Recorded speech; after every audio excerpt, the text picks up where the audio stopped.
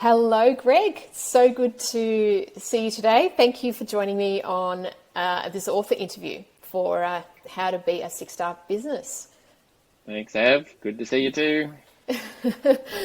Good to see you. This is Monday morning, so this is us, bright and sparkly, at the start of our work week. Lovely to have you here. So the whole point of these chats is for our audience to get to know you. And Sure. I'm going to start off by just asking you a couple of questions, just like we do with our podcast guests. And if you could let us know, like, who are you? Where are you in the world? Who do you serve? And something that you like to do when you're not working. Oh, let's start there. That sounds a great idea. So we were up at 6 o'clock this morning, and we were on the beach with our brand new electric push bikes. So yeah, we like to get out and about and into the world. That's my wife and I. So I live in the Northern Rivers in New South Wales, so just south of the Queensland border, and Send Handwritten, the name of our business. We serve small to medium to larger enterprises, and we help our clients get meetings with difficult to reach decision makers, or we're helping them Velcro their existing clients to whatever it is that they do. And our secret weapon is handwritten, old school greeting cards that arrive in beautifully designed wax sealed envelopes. That's the core of our work. Okay, beautiful. How would you describe yourself in one sentence, if that's possible?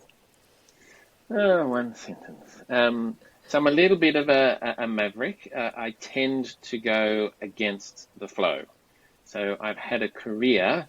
My previous iteration of me before this was I was part of a 3,500 acre property here in the Tweed, and for nearly 20 years I ran an outdoor education or experiential education centre. So helping young adults grow into who it was that they wanted to be.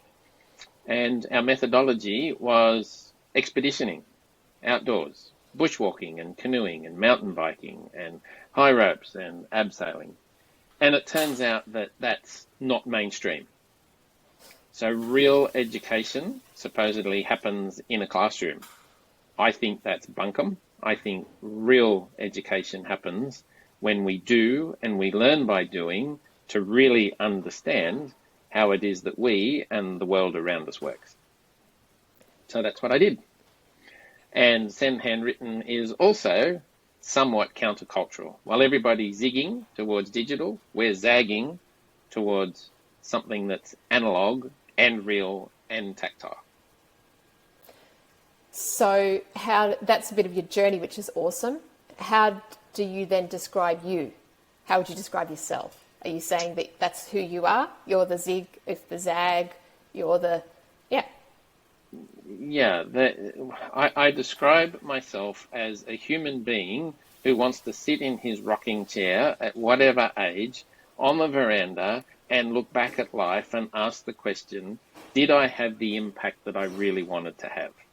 And the impact that I really want to have, which describes the soul of who I am, is, are there a bunch of much healthier relationships on this planet as a result of me having been here? So in order to achieve that, I've chosen, just because of who I am, to use a sense of humour and, as much as possible, be real, and in Australian vernacular, be fair dinkum about how it is that we create change. Thank you. I knew you wouldn't get it in one sentence, but I loved your answer. So can you tell me, Greg, what is your chapter about? So the name of the chapter is Customer Service is Dead. Now what? And the reason that is, I hope, a catchy title for a chapter is because it's not actually entirely true. Customer service is not dead, but it's very boring. Customer service is beige. If you get anything less than awesome customer service in any business that we choose to transact with, then you don't go back there. So to have a tagline that says we provide great customer service is a gigantic yawn. Where the rubber hits the road, in my opinion, is when customer service becomes customer experience. Because human beings don't remember stuff. We don't remember the meal. We don't remember the flight. We don't remember what we got for our 10th birthday.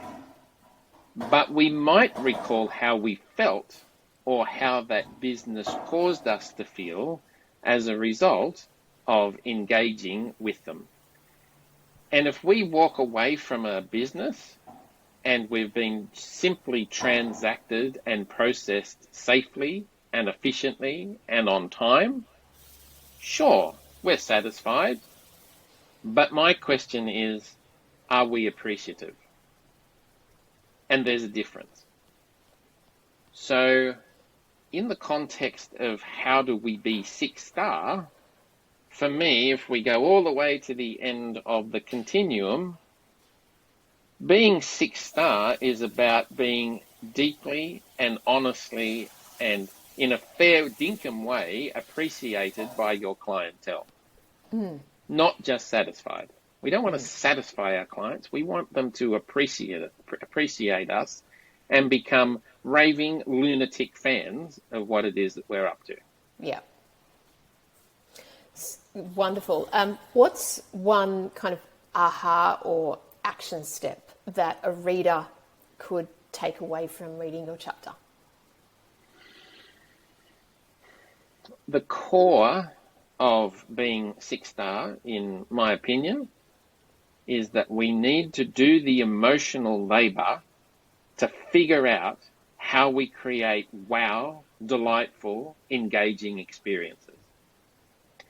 So if we keep it, a couple of examples, if we keep it really simple, if we walk into a coffee shop or a cafe and the barista sees us and recognizes us and remembers what our order has been, for the 2 times a week that we've been there for the last 6 months, and simply says, "Good morning, Greg," same as usual, that recognition creates an experience that as human beings we want to repeat. When we fly a budget airline, if we look at our ticket on a budget airline here in Australia, it says passenger. And we may fly an A320 from point A to point B with a budget airline, but if we walk to the other end of the tarmac and we go to a non-budget airline and we fly that same machinery, so let's say it's an Airbus A320 and we fly that with a budget airline, but at the other end of the tarmac there's an A320 with a different insignia on its tail, and we look at our ticket and it says guest, and we sit in our seat and we get a hot towel in the economy seat, straight away it feels different. So the takeaway is, for you and your business, what are the things that you do, that you say, and that you have your customers experience where you know that they're going to feel like royalty? Yeah, it's a great takeaway. How did you feel when you were writing the chapter? How did I feel? I felt empowered and delighted to be able to share what I think is some of my genius. Yeah. So it's it's my piece, my chapter. It's not a cerebral piece. It's a story-driven set of beliefs that where I get to assert in 1,800 words my soul-driven beliefs around customer experience, and that's built on that belief that relationships, healthy relationships, are what part of the solution to our planet's woes. So connection and appreciation and genuine connectivity is actually the answer. Nice. Thinking about your journey of your career, because you mentioned this earlier on, what's been the biggest gift to you along your journey so far?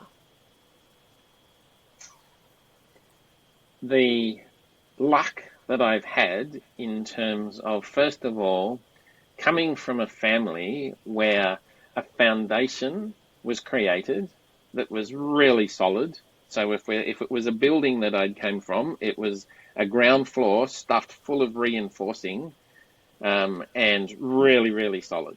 So I was able to experiment and bounce and launch and come back and go again and try things in my career that I knew where it didn't really matter what the outcome was. I had a foundation, a solid foundation to come back to. The next thing that grew out of that was I was lucky enough to get an education that was values based. So I was taught a really solid set of values, and for whatever reason I made the decision to do my absolute best to live those values. Then I managed to surround myself with a group of friends and colleagues and employ people who absolutely got what I was attempting to be. Beautiful. That's pretty powerful. What a beautiful gift. And what would you say has been the most important skill that you've learnt along your journey? The ability or the internal drive to communicate openly and honestly with good intention. Very powerful skill. Very, very. Yeah. All right, here's a different flavoured question. What's been your greatest challenge along your journey? Given that I've made the decision along the way to zig when others are zagging or zag when others are zigging, what that has meant is that there have been periods in my career when I've believed that I've been doing the right thing, but those beliefs have not necessarily turned into phenomenal commercial wealth. They've turned into true wealth, and for me there's a distinction. True wealth is holistic, financial wealth is somewhat linear or myopic, but in each time in my career where I have endured, if that's the right word, where I've endured the pain and the discomfort of short-term value-driven decisions, eventually the commercial reality catches up. Because each iteration of my career, I've created a tribe who see the world not the same as me, but they see the world with a similar set of values. And I'm not interested, I'm 50 whatever now, I'm just not interested in anybody that isn't interested in being part of my tribe or me part of their tribe. Well, sounds like a good challenge to have, and that it's actually shaped who you are. Yeah. In a big way. Yeah, absolutely. So tell me, last question. What does being 6-star mean to you, and why is it important?